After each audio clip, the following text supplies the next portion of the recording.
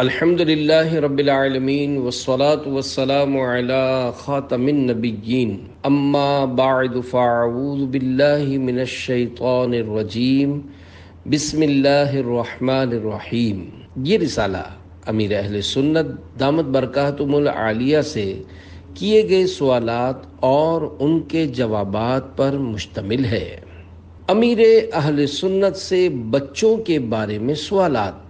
دعائے جانشین امیر اہل سنت: یا اللہ پاک، جو کوئی 17 صفحات کا رسالہ امیر اہل سنت سے بچوں کے بارے میں سوالات پڑھ یا سن لے، اسے دین و دنیا کی برکات سے مالا مال فرما کر دینی مسائل پر عمل کرنے کی توفیق عطا فرما اور اسے بے حساب بخش دے، آمین بجاہ خاتم النبیین صلی اللہ علیہ وآلہ وسلم۔ درود شریف کی فضیلت۔ فرمان آخری نبی صلی اللہ علیہ وآلہ وسلم: مجھ پر درود شریف پڑھو، اللہ پاک تم پر رحمت بھیجے گا۔ صلو علی الحبیب صلی اللہ علی محمد۔ سالگرہ کس انداز سے منانی چاہیے؟ سوال: آپ کے رضاعی یعنی دودھ کے رشتے کے پوتے حسن رضا عطاری بن علی رضا ماشاء اللہ 13 جمادی الاولیٰ 1440 1440 سنہ ہجری کو 3 سال کے ہوئے۔ اس حوالے سے ایک تقریب کا اہتمام کیا گیا جس میں نہ کیک کاٹا گیا اور نہ ہی اس طرح کی دیگر چیزیں ہوئیں، بلکہ نعت خوانی اور نیاز کا اہتمام کیا گیا۔ یہ ارشاد فرمائیے، کیا ہم اس موقع کو بھی حصول ثواب کے لیے استعمال کر سکتے ہیں؟ نیز بچوں کی سالگرہ کس انداز سے منانی چاہیے؟ جواب: سبحان اللہ، جس طرح حسن رضا کی سالگرہ یعنی برتھ ڈے منائی گئی وہ بہت ہی برکت کا باعث ہے، کیونکہ جس مکان میں یہ سلسلہ ہوا اس مکان میں ذکر خدا اور ذکر مصطفیٰ ہو رہا تھا اور دعائیں مانگی جا رہی تھیں، اور ایسے موقع پر رحمت کا نزول ہوتا ہے۔ چنانچہ حضرت سفیان بن عیینہ رحمۃ اللہ علیہ فرماتے ہیں، نیکوں کے ذکر کے وقت رحمت کا نزول ہوتا ہے۔ تو جب نیکوں کے سردار شہنشاہ ابرار صلی اللہ علیہ وآلہ وسلم کا ذکر خیر ہوگا اور ان کی نعت پڑھی جائے گی، کیا اس وقت رحمت نازل نہیں ہوگی؟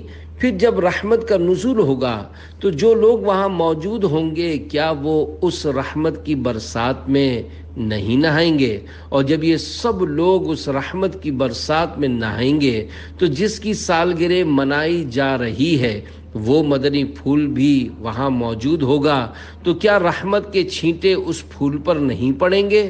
اور جس پر رحمت نازل ہوگی کیا اسے برکت نہیں ملے گی؟ بے شک اس محفل سے دعائیں بھی ملیں گی اور برکات بھی حاصل ہوں گی۔ سالگرہ وغیرہ کے موقع پر اس انداز سے تقاریب اور محافل کا انعقاد کرتے رہنا چاہیے۔ البتہ جب بھی محفل نعت کا اہتمام کریں تو ایک مبلغ کو ضرور بلائیں جو سنت و بھرا بیان کرے، مدنی پھول دے اور اصلاح کی کوئی بات بتائے۔ الحمدللہ ہمارے یہاں دعاؤں کا رواج ہے تاکہ بچوں کو دعائیں اور ان کا ثمر بھی ملے اور آخرت میں بھی اس کا حصہ ہو۔ بچوں پر بزرگان دین کی نظر ڈلوانے کے فوائد۔ قرآن پاک میں دعا کی قبولیت کی بشارت موجود ہے۔ ادعونی استجب لکم، پارہ 24 سورہ مومن آیت نمبر 60۔ ترجمہ کنز ایمان: مجھ سے دعا کرو میں قبول کروں گا۔ جو بچے نیک بنتے، زیور علم سے آراستہ ہوتے اور دین متین کی خدمت کرتے ہیں، کیا بعید بچپن میں ان کو دعائیں ملتی ہوں اور ان دعاؤں کے اثرات کی وجہ سے وہ اتنا بڑا مقام حاصل کرتے ہوں، اگرچہ یہ کسی کو معلوم نہیں ہوتا کہ میرے حق میں کس کی دعا قبول ہوئی ہے۔ پہلے کے لوگ اپنے بچوں کو بزرگان دین رحمت اللہ علیہم کی بارگاہ میں لاتے، ان کے لیے دعا کرواتے، اپنے بچوں پر ان کی نظر ڈلواتے اور ان سے دم کرواتے تھے۔ جب میرے لیے حفاظت امور کے مسائل نہیں تھے اور مجھے مسجد میں نماز پڑھنے کے لیے جانے کی آزادی تھی، اس وقت میں نے بارہا دیکھا ہے کہ بڑی عمر کے لڑکے چھوٹے بچوں کو اٹھائے یا برتن میں پانی لیے مسجد کے باہر کھڑے ہوتے تھے تاکہ جو بھی نمازی آتا جائے اس بچے پر پانی پر دم کرتا جائے۔ اب بھی شاید ایسا کرتے ہوں۔ یہ ایک اچھا اور نیک کام ہے۔ اس طرح کرنے سے اللہ پاک کی رحمت شامل حال ہوتی ہے اور خوب برکتیں بھی ملتی ہیں۔ بہرحال ہم سب کو بیان کردہ طریقے کے مطابق اپنے بچوں کی سالگرہ منانی چاہیے۔ دینی ماحول میں سالگرہ منانے کا انداز۔ سوال: دعوت اسلامی کے دینی ماحول میں بچوں کی سالگرہ منانے کا انداز کیا ہے؟ جواب: ہمارے دینی ماحول میں سالگرہ منانے کا انداز یہ ہے کہ محفل نعت کا پروگرام کیا جاتا ہے، پھر نیاز کا اہتمام کر کے اسے سرکار مدینہ صلی اللہ علیہ وآلہ وسلم، غوث پاک اور دیگر بزرگان دین رحمت اللہ علیہم کی بارگاہ میں نظر کیا جاتا ہے، ورنہ تو عام طور پر سالگرہ منانے میں کیک کاٹنا، شمعیں جلانا اور پھر بجھانا اور معاذ اللہ غبارے پھوڑنا ہوتا ہے۔ حالانکہ غبارے پھوڑنا جائز نہیں، کیونکہ مال کا ضائع کرنا ہے۔ دعوت اسلامی کے دینی ماحول میں یہ طریقہ نہیں ہے۔ اگر کوئی اس طرح کرتا ہے تو اس کے متعلق یہ نہ کہا جائے کہ یہ دعوت اسلامی والا ہے۔ دینی ماحول میں سالگرہ منانے کا جو انداز ہے یہ جائز طریقہ ہے، کوئی بھی عقل مند اسے غلط نہیں کہے گا۔ ہاں، اسے سنت و بھرا نہ کہا جائے۔ اس طرح اگر آپ بھی اپنے بچوں کی سالگرہ منائیں تو اسی بہانے کچھ رشتہ داروں کو جمع کر لیں اور غوث پاک رحمت اللہ علیہ کی نیاز کر لیں۔ کسی نیک آدمی، مثلا مسجد کے امام صاحب، کسی عالم صاحب یا کسی مبلغ کو بلا کر بچوں کے لیے دعا کروائیں۔ انشاءاللہ ثواب کا ڈھیروں ڈھیر خزانہ پائیں گے۔ دن بدن عمر میں اضافہ ہوتا ہے یا کمی؟ سوال: سالگرہ کے موقع پر کہا جاتا ہے بچہ 1 سال اور بڑا ہو گیا، کیا واقعی بچے کی عمر میں اضافہ ہوتا ہے؟ اور ایسے موقع پر اس طرح کے جملے بولنے میں کوئی حرج تو نہیں؟ جواب: آج کل سالگرہ کے موقع پر لوگ کہتے ہیں بچہ اتنے سال کا ہو گیا اور اتنا بڑا ہو گیا۔ در حقیقت وہ بڑا نہیں ہوتا بلکہ چھوٹا ہو جاتا ہے۔ مثلا اللہ پاک کے علم میں حسن رضا کی عمر 92 سال ہو اور اب اس نے 3 سال گزار لیے تو یہ بظاہر بڑا ہوا ہے، اس کو بڑا بولنے میں کوئی حرج بھی نہیں ہے، لیکن حقیقت میں یہ 89 سال کا رہ گیا ہے، یعنی یہ 3 سال چھوٹا ہو چکا ہے۔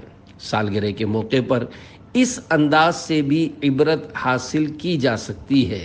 آج کل بوڑھے لوگ بھی اپنی سالگرہ مناتے اور خوش ہوتے ہیں، حالانکہ بوڑھا اور خوشی یہ 2 متضاد چیزیں ہیں۔ بوڑھا مسکراتا بھی ہے تو اس کے پیچھے غموں کی دنیا ہوتی ہے، اگر وہ ہنستا ہے تو پیچھے صدموں کا طوفان ہوتا ہے، مگر یہ اسی بوڑھے کے ساتھ ہوتا ہے جو حساس طبیعت ہو، جس کے پیش نظر اپنی موت رہتی ہو اور وہ خوف خدا رکھنے والا ہو۔ جو بوڑھے لوگ غفلت کا شکار ہوتے ہیں، ایسے بوڑھے میری مراد نہیں ہیں۔ میں ان کی بات کر رہا ہوں جن کو میری یہ باتیں سمجھ آتی ہیں اور ان کو اس بات کا شعور بھی ہوتا ہے۔ سالگرہ پر غبارے پھوڑنا اور کیک کاٹنا کیسا؟ سوال: سالگرہ پر غبارے پھوڑنا اور کیک کاٹنا کیسا؟ جواب: فی زمانہ تو سالگرہ کے موقع پر لوگوں کا یہی حال ہے کہ خوب قہقہے بلند کرتے، زور زور سے ہیپی برتھ ڈے کہتے ہوئے غبارے پھوڑ رہے ہوتے ہیں۔ حالانکہ غبارہ پھوڑنا اسراف اور ایک فضول چیز ہے، اس میں مال ضائع ہو رہا ہوتا ہے۔ صرف غبارے لگانا ناجائز نہیں بلکہ انہیں پھوڑ کر ضائع کر دینا اسراف ہے، لہذا ایسی رسم شروع ہی نہ کی جائے جس سے مسائل کا سامنا کرنا پڑے۔ ہم لوگ سالگرہ پر نہ تو غبارے لٹکاتے ہیں اور نہ ہی کیک کاٹتے ہیں کہ مجھے یہ پسند نہیں ہے۔ میری سالگرہ یعنی برتھ ڈے 26 رمضان المبارک کو اسلامی بھائی مناتے ہیں، مگر مجھے معلوم ہے کہ اس سے مجھے خوشی ہوتی ہے یا کیا ہوتا ہے۔ من آنم کہ من دانم، یعنی میں اپنے بارے میں جانتا ہوں کہ میں کیا ہوں۔ اس میں بعض اسلامی بھائی کیک کاٹتے ہیں، یہ کیک مجھے بھی ملے ہیں، مگر میں ایسا کرنے والوں کو ہر بار سمجھاتا ہوں کہ اس بار کیک کاٹ لیا مگر آئندہ ایسا نہیں کرنا۔ میں اس طرز عمل کو رواج دینا نہیں چاہتا، کیونکہ سالگرہ کی عام تقاریب میں جب کیک کٹتا ہے تو تالیاں بجتی، ہیپی برتھ ڈے بولتے ہوئے گلے پھاڑے جاتے اور خوب کہے لگا کر ہنسا جا رہا ہوتا ہے۔ یہ نہیں معلوم کہ اس میں کتنی سنتیں چھوٹ رہی ہوتی ہیں۔ پھر ان سب سے بڑھ کر مرد و عورت کا بے پردہ ملنے جلنے اور ساتھ ساتھ تالیاں بجانے کا بھی سلسلہ ہوتا ہے، جبکہ مرد و عورت کا بے پردہ اختلاط اور تالیاں بجانا حرام ہے۔ لہذا کیک کاٹنے اور تالیاں بجانے کے بجائے نعت خوانی کا اہتمام کیا جائے۔ اگر نعت خوانی میں کسی کا دل نہ بھی لگے تو وہ تالیاں بجانے اور اس جیسے دیگر گناہوں سے محفوظ رہے گا۔ اس کے کانوں میں نعت پاک مصطفیٰ رس گھولتی رہے گی، یوں کچھ تو دل میں اترے گا، اس کی برکتیں ملیں گی اور انشاءاللہ رحمت کا وافر حصہ بھی ہاتھ آئے گا۔ علماء و صلحاء کی بارگاہ میں بچوں کو لے جانا مفید ہوتا ہے؟ سوال: امام الحرمین حضرت سیدنا عبد الملک بن عبداللہ جوینی رحمۃ اللہ علیہ حضرت سیدنا امام محمد غزالی رحمۃ اللہ علیہ کے استاد ہیں۔ انہیں دیکھ کر ہی حضرت سیدنا امام محمد غزالی رحمۃ اللہ علیہ علم دین حاصل کرنے کی طرف مائل ہوئے تھے۔ یہ فرماتے ہیں، مجھے جو مقام و مرتبہ ملا اس کا ظاہری سبب یہ ہے کہ میرے والد مجھے علماء اور صلحاء کی بارگاہ میں لے جایا کرتے تھے اور ان سے میرے لیے دعائیں کروایا کرتے تھے۔ یہ ارشاد فرمائیے کہ کیا علماء و صلحاء کی بارگاہ میں اب بھی بچوں کو لے جانا اور ان سے بچوں کے حق میں دعائیں کروانا فائدہ مند ہے؟ جواب: علماء و صلحاء کی بارگاہ میں بچوں کو لے جانا بے شک فائدہ مند ہے، اس میں کوئی شک و شبہ نہیں ہے۔ کسی بھی نیک آدمی سے بچوں پر نظر ڈلوائی اور ان کے حق میں دعا کروائی جا سکتی ہے۔ اعلیٰ حضرت امام اہل سنت مولانا شاہ امام احمد رضا خان رحمۃ اللہ علیہ نے فتاوی رضویہ جلد 22 صفحہ 394 پر کچھ اس طرح تحریر فرمایا ہے کہ ایک مرتبہ حضرت سیدنا شیخ شہاب الدین سہروردی رحمۃ اللہ علیہ منا شریف میں موجود مسجد خیف شریف کی صفوں میں آ جا رہے تھے۔ کسی نے عرض کی، آپ ایسا کیوں کر رہے ہیں؟ ارشاد فرمایا، میں اس لیے یہ کر رہا ہوں کہ اللہ پاک کے کچھ بندے ایسے ہیں کہ جب ان کی نگاہ کسی پر پڑ جاتی ہے تو اسے ہمیشہ کی سعادت عطا فرما دیتی ہے۔ حضرت سیدنا علامہ محمد عبد الرؤوف مناوی رحمۃ اللہ علیہ فرماتے ہیں، حضرت سیدنا شیخ شہاب الدین سہروردی رحمۃ اللہ علیہ ایام منا میں مسجد خیف شریف میں صفوں میں دورہ فرما رہے تھے۔ کسی نے وجہ پوچھی، فرمایا، للہ عباد اذا نظروا الى شخص اکسبوہ سعادت الابدی فانا اطلب ذلک، یعنی اللہ پاک کے کچھ بندے ایسے ہیں کہ جب ان کی نگاہ کسی شخص پر پڑ جاتی ہے تو اسے ہمیشہ کی سعادت عطا فرما دیتی ہے۔ میں اسی نگاہ کی تلاش میں دورہ کرتا ہوں۔ یاد رہے، کسی کھلاڑی، فلم ایکٹر اور ڈانسر سے اپنے بچوں کو ملوانا سعادت کی بات نہیں بلکہ بربادی والا کام ہے۔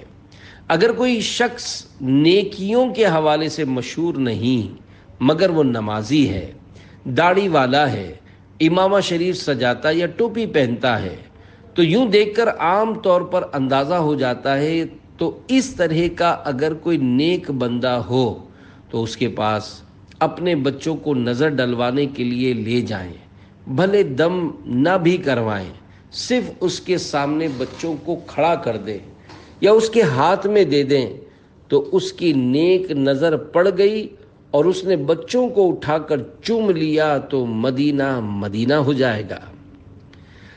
زبان کی لکنت دور کرنے کا وظیفہ۔ سوال: جس کی زبان بات کرتے کرتے اٹکتی ہو اس کے لیے روحانی وظیفہ عطا فرما دیجیے۔ جواب: ہر نماز کے بعد 7 مرتبہ یہ 4 آیات پڑھیں۔ اگر 7 بار نہیں پڑھ سکتے تو ایک ہی بار پڑھ لیا کریں۔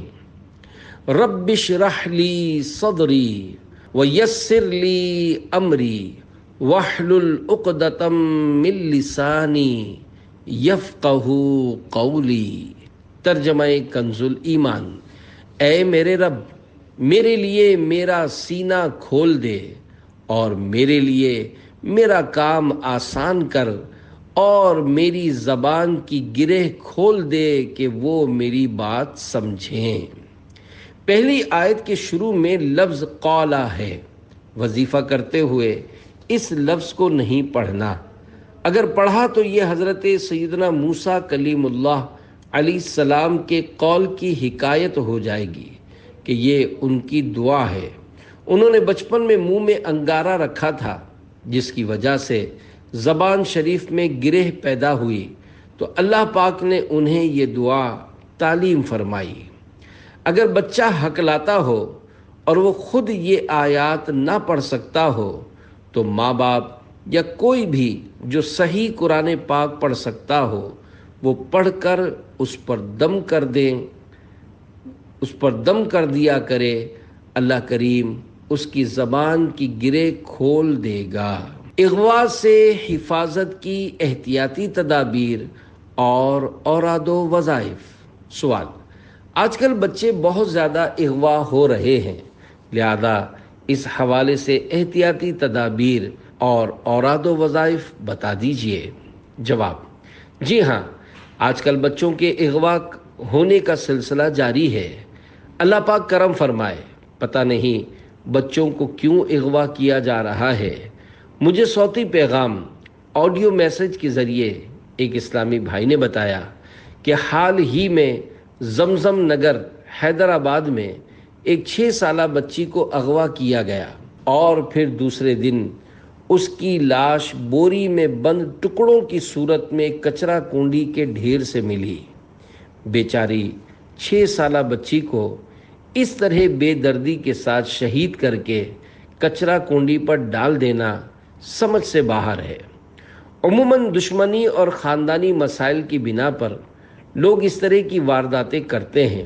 اس واقعے میں بیچاری بچی کے ماں باپ کے لیے بڑے صدمے کی بات ہے۔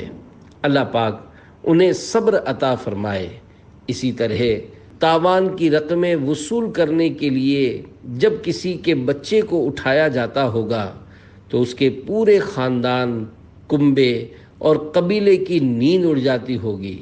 ظاہر ہے بچوں کے اغوا کی وارداتیں کرنے والے مدنی چینل نہیں دیکھتے ہوں گے، کیونکہ اگر دیکھتے تو پھر اس طرح کے کام نہ کرتے۔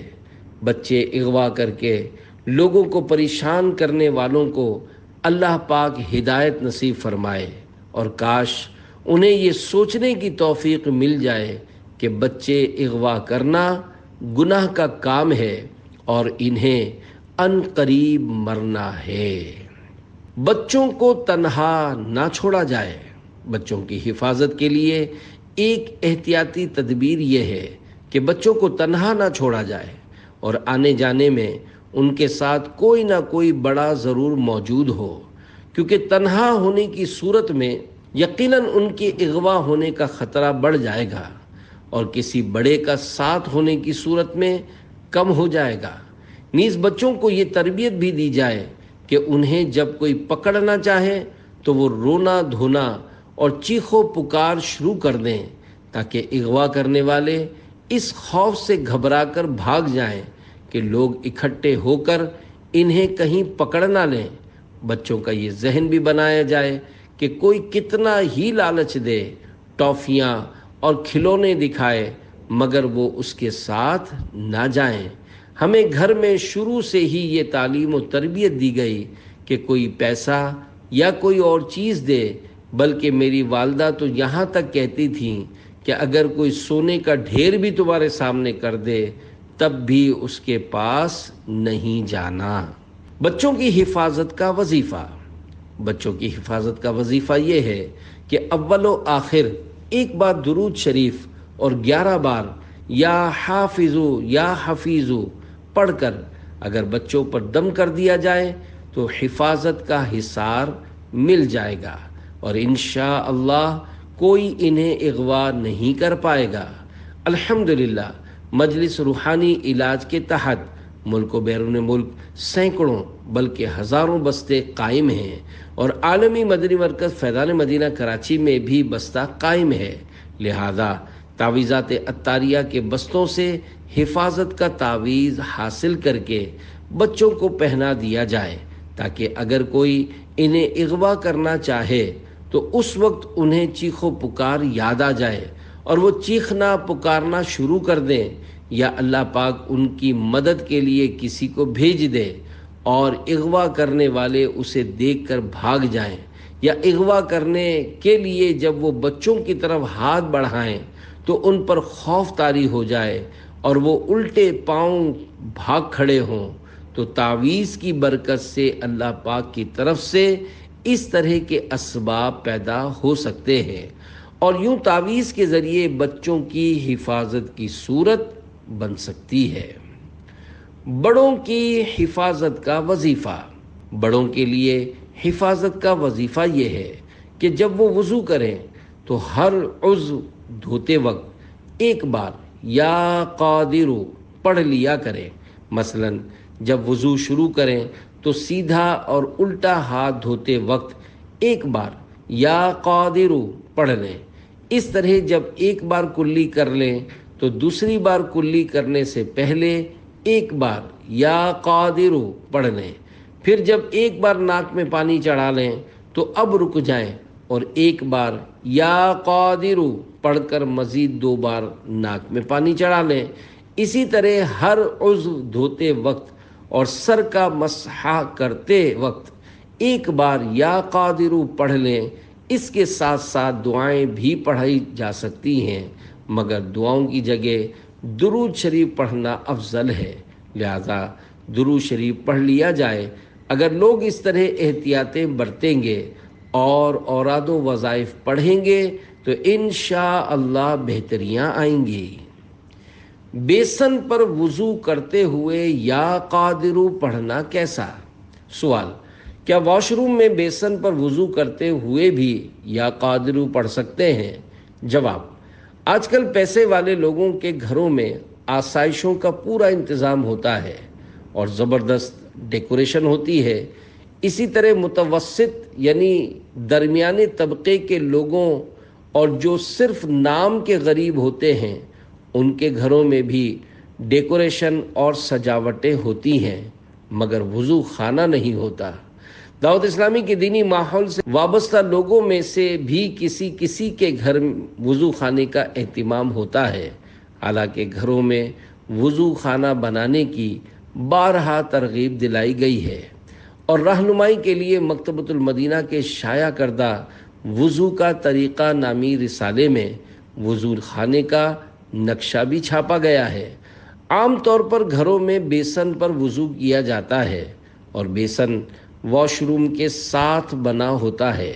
یاد رکھیے، اگر بیسن واش روم کے ساتھ بنا ہوا ہو تو وضو کرتے ہوئے یا قادر اور وضو کرنے سے پہلے بسم اللہ نہیں پڑھ سکتے، چونکہ وضو سے پہلے بسم اللہ پڑھنا مستحب ہے اور فقط اللہ پاک کا نام لینا سنت مؤکدہ ہے۔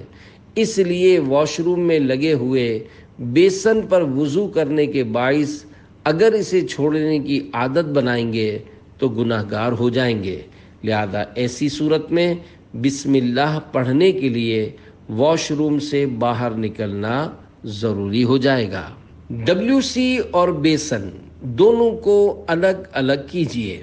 اگر واش روم کا احاطہ بڑا ہو تو WC یا کموڈ کو سلائیڈنگ ڈور یا گلاس یعنی شیشہ لگا کر اس طرح کور کر لیں کہ یہ دیکھنے میں الگ لگے، تو اس صورت میں بیسن پر وضو کرتے ہوئے یا قادرو اور بسم اللہ پڑھنے میں حرج نہیں۔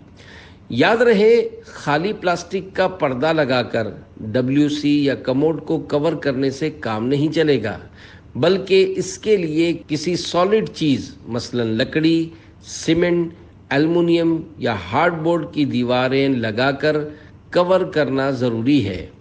میں نے اپنے گھر کے واش روم میں اور فیضان مدینہ میں اپنے زیر استعمال واش روم میں WC کو اسی طرح کور کیا ہوا ہے۔ مجھے کبھی کبھار جب ارب پتی لوگوں کے گھروں میں جانے کا اتفاق ہوتا ہے تو وضو کرنے میں مزہ نہیں آتا، کیونکہ بیسن پر کھڑے کھڑے وضو کرنا پڑتا ہے۔ جب گھروں میں بیسن پر وضو کرنا پڑتا ہے، یا تو ان گھروں میں بڑے بوڑھے نہیں ہوتے ہوں گے یا پھر بیچارے کھڑے کھڑے وضو کرتے ہوں گے، جس کے باعث بیچاروں کی ٹانگوں میں درد ہو جاتا ہوگا اور بسا اوقات وہ گر بھی پڑتے ہوں گے۔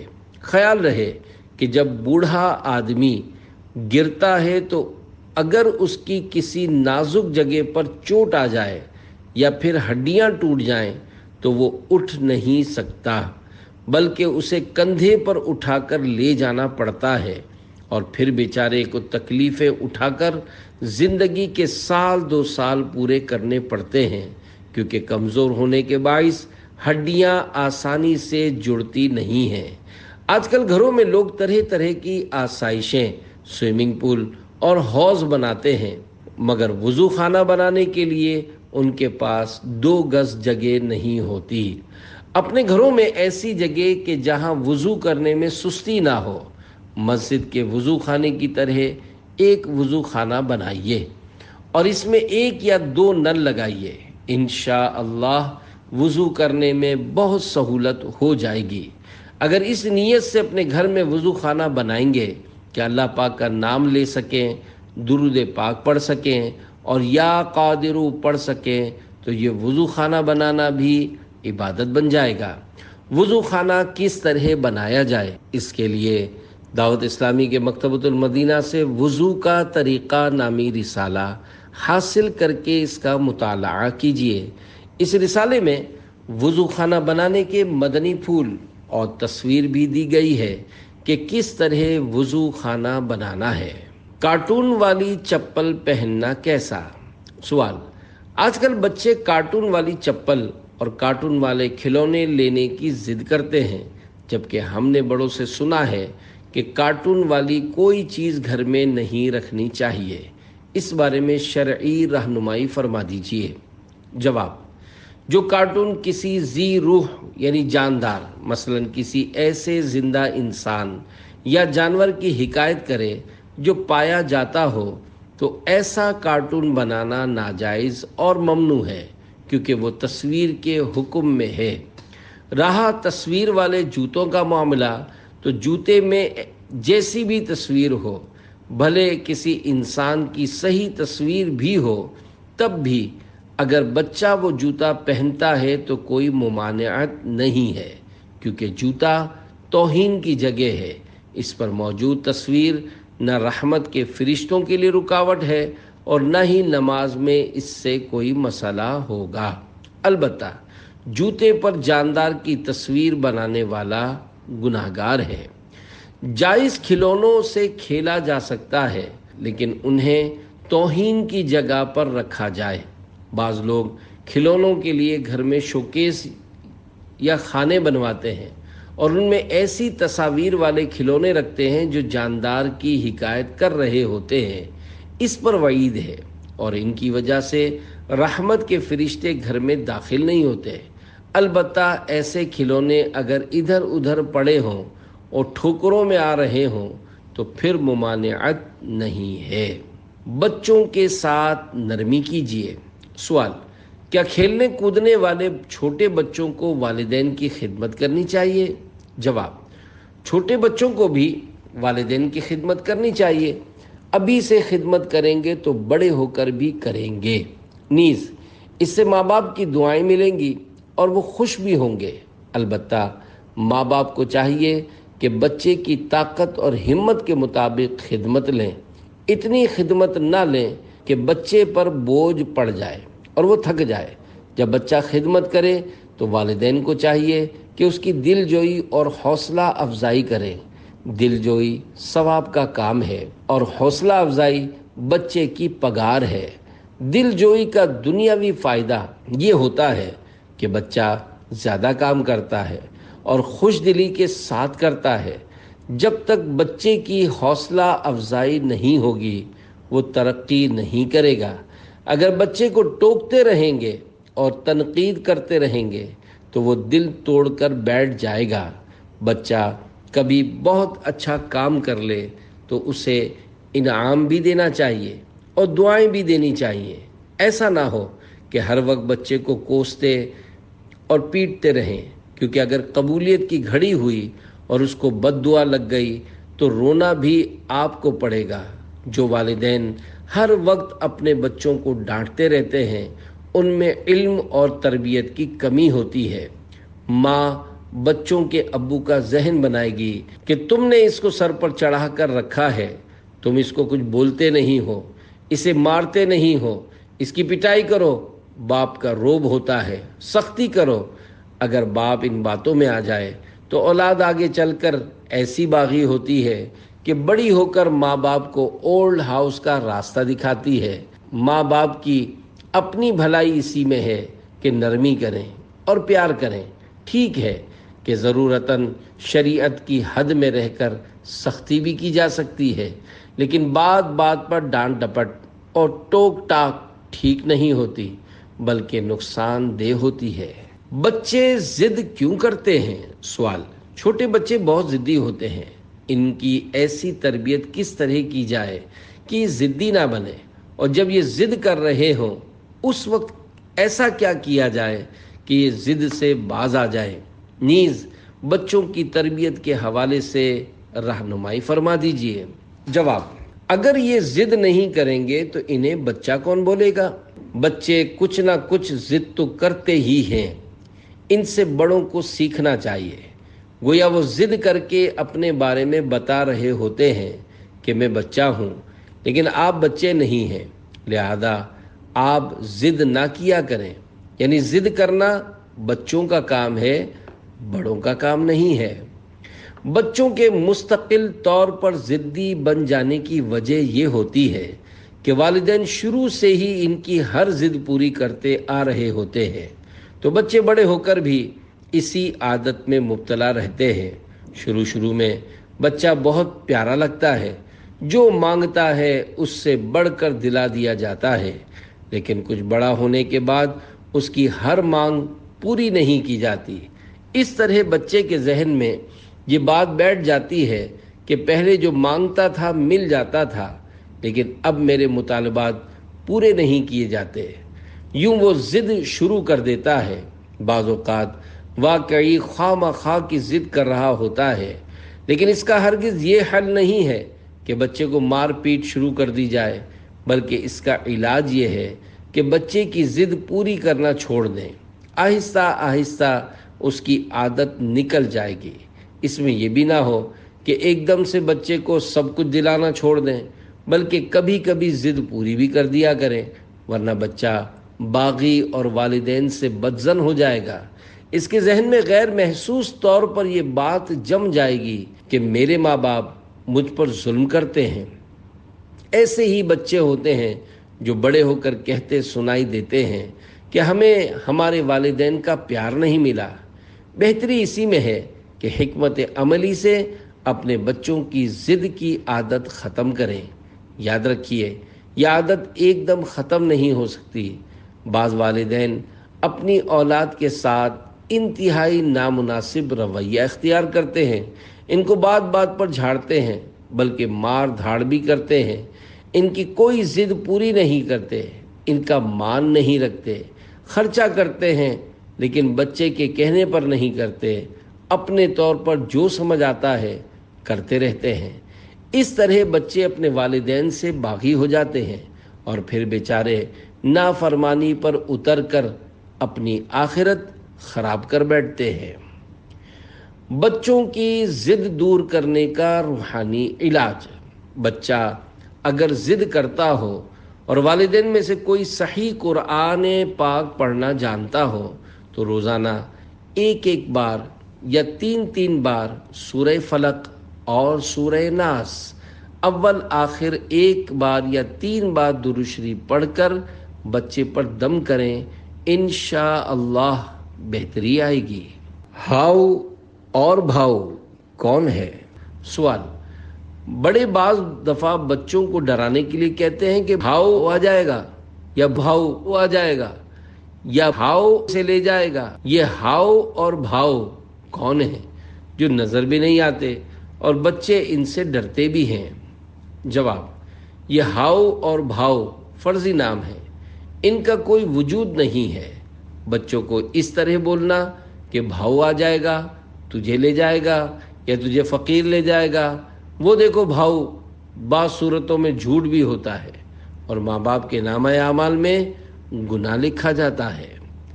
مزید اس کا نقصان یہ ہوتا ہے کہ بچہ ڈرپوک ہو جاتا ہے اور اس کے دل میں ڈر بیٹھ جاتا ہے، پھر فجر کے لیے اندھیرے میں نکلنے سے بھی ڈرتا ہے۔ بچوں کو بہادر بنانا چاہیے، ڈرپوک نہیں بنانا چاہیے۔ بعض اوقات ماں باپ بچے سے کہتے ہیں کہ تمہیں کھلونا لا کر دیں گے، بسکٹ دیں گے، چاکلیٹ دیں گے، یہ دیں گے اور وہ دیں گے، اور نیت یہ ہوتی ہے کہ صرف بہلا رہے ہیں، لا کر نہیں دیں گے۔ اس طرح جھوٹ نہیں بولنا چاہیے۔ اللہ پاک ہم سب کو سچا کر دے۔ بغیر اجازت ابو کی بائک چلانا کیسا؟ سوال۔ بعض بچے بغیر پوچھے اپنے ابو کی بائک چلاتے ہیں اور خاموشی سے آ کر کھڑی کر دیتے ہیں، ایسا کرنا کیسا؟ جواب، اس میں 3 غلطیاں سامنے آ رہی ہیں۔ ایک تو یہ کہ ابو کی اجازت کے بغیر بائک لی، ظاہر ہے کہ اس میں ان کی رضامندی نہیں ہوگی اور انہیں پتہ چلے گا تو ناراض بھی ہوں گے۔